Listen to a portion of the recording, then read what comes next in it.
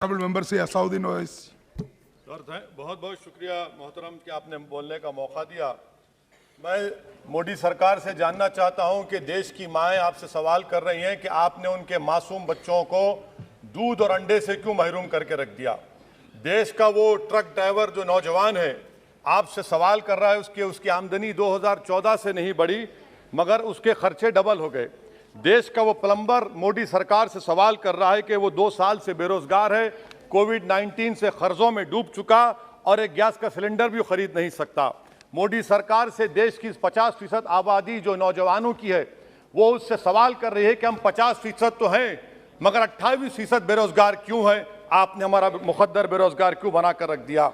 वो आज देश के आंगनवाड़ी वर्कर मोदी सरकार से सवाल कर रहे हैं कि हम 4,500 रुपये महाना में कैसे जिंदगी गुजारेंगे और साथ ही साथ हमको कहा जाता है कि हम फ्रंटलाइन वर्कर बनकर रहें। देश की माएँ आपसे सवाल कर रही है मोदी सरकार से कि उज्ज्वला योजना के सिलेंडर जो 2015 में कीमतें थी वो डबल हो गई, आज वो कीमतों को सिलेंडर को रिफिल नहीं करा सक रही हैं।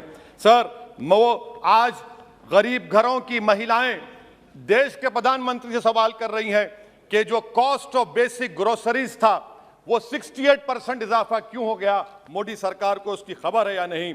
आज इस देश का मजदूर मोदी सरकार से सवाल कर रहा है कि 2015 से उसकी तनख्वाहों में सिर्फ 22% इजाफा हुआ है मगर price of essential food item से 50% इजाफा हुआ है। सर देश का गरीब जो आज भूखा सो रहा है वो देश के प्रधानमंत्री मोदी से पूछ रहा है कि मैं रात में और मेरे बच्चे भूखे सोते हैं मगर देश में 215 बिलियनर पैदा हो गए, कब तक गरीब का पैसा बिलियनर को जाएगा, वो गरीब मोदी सरकार से सवाल कर रहा है। देश का नौजवान मोदी सरकार से सवाल कर रहा है कि मैं खेतों में काम कर रहा हूं, मेरी तनख्वाह में इजाफा नहीं होता और मेरी उसमें इजाफा होता है। PLFS सर्वे कहता है कि 42% से आज 45.6% नौजवान खेतों में काम कर रहे हैं। क्या मोदी सरकार जानती है कि नरेगा में फाइनेंशियल ईयर 22 में 8 महीने में 90 मिलियन लोग काम कर रहे हैं। क्या यह इकोनॉमी अच्छी है या इकोनॉमी की बर्बादी को बताता है। क्यों आपने अब तक 15 रियासतों को 4,700 करोड़ रुपये बकाया नहीं दिया मनरेगा।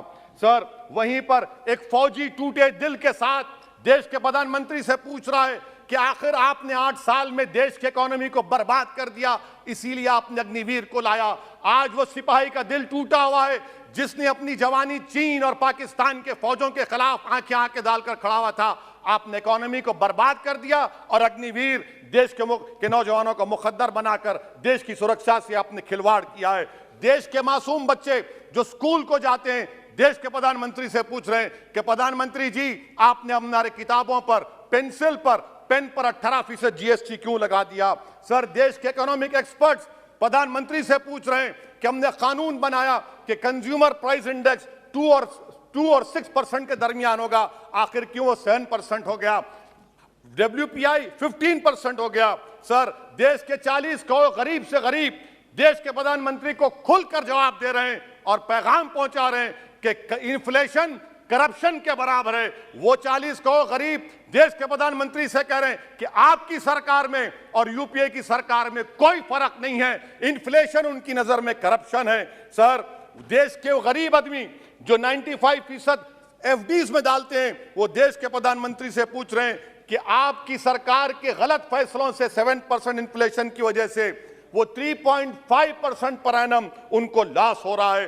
सर वहीं पर देश के गरीब प्रधानमंत्री से पूछ रहे हैं कि हम आपकी गलत पॉलिसियों की वजह से आटा, बिस्किट, टूथपेस्ट कम खरीद रहे हैं।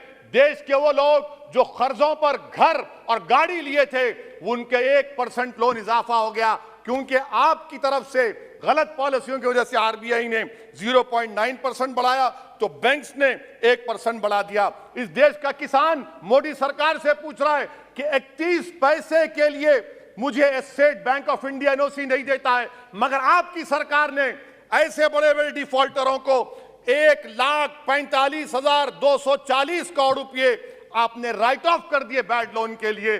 देश का गरीब देश के प्रधानमंत्री से पूछ रहा है कि आखिर वो कौन सा बड़ा सरमायादार है जिसका नाम ए से शुरू होता है, 14,000 करोड़ दिया जाता है, 12,000 करोड़ दिया जाता है, NPA होता है। ये कब तक ये स्कैम होगा।